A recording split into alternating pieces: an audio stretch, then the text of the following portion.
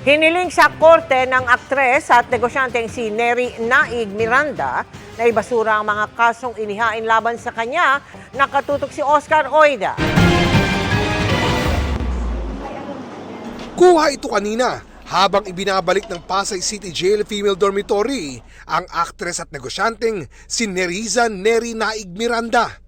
Kagagaling lang niya sa Pasay Regional Trial Court para sana sa arraignment ng kasong paglabag sa Securities Regulation Code o RA 8799.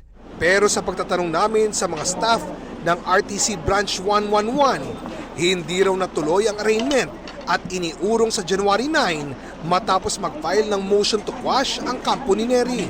Pinagsusumiti muna ng korte ng komento ang prosekusyon at SEC kaugnay ng motion. Tumangging magbigay ng pahayag ang kampo ni Neri. Matatanda ang inaresto si Neri ng Southern Police District noong Sabado. Sa social media post ng asawa ni Neri at parokya ni Edgar frontman na si Chito Miranda, sinabi niyang hindi kailanman nanloko o nanlamang sa kapwa si Neri o kaya'y kumuha o nanghingi ng pera kanino man.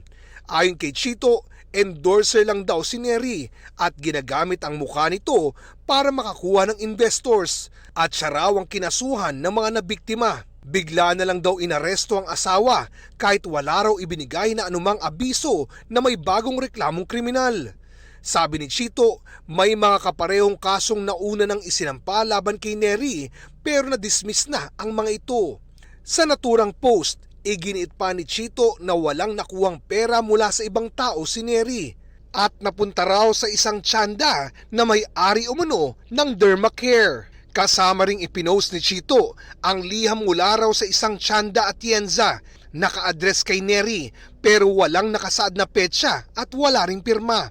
Sa naturang liham, humihingi ng paumanhin ang sumulat kay Neri sa mga issue na pinagdaraanan umano ng Dermacare. Partikular ang kawalan nina ng kakayahang mag-distribute ng shares sa kanilang investors. Nakasaad pa sa liham na sana ay manatili anyang neutral si Neri sa gitna ng issue.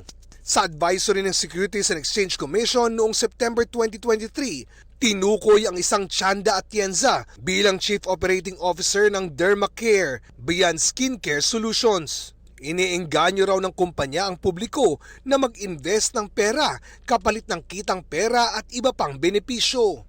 Sabi ng SEC, hindi otorisado ang kumpanya na mag-solicit ng investment dahil hindi sila rehistrado at walang lisensya para magbenta ng securities. Sa parehong advisory, sinabi rin ng commission na maaring kasuhan ang mga salesmen, broker, dealer, agents, promoter, influencer at endorser ng Dermacare. Sa isang Facebook post noong September 1, 2023, inanunsyo ni Neri na hindi na siya affiliated o wala na siyang ugnayan sa Dermacare at anumang transaksyon gamit ang kanyang pangalan ay hindi otorisado o kaya ginawa ng wala niyang pahintulot. Sinusubukan pa pong hanapin ng GMA Integrated News si Atienza para makuha yung kanyang pahayag. Bukas po ang aming tanggapan sa kanyang pahayag. Para sa GMA Integrated News, Oscar Oida, nakatutok, 24 oras.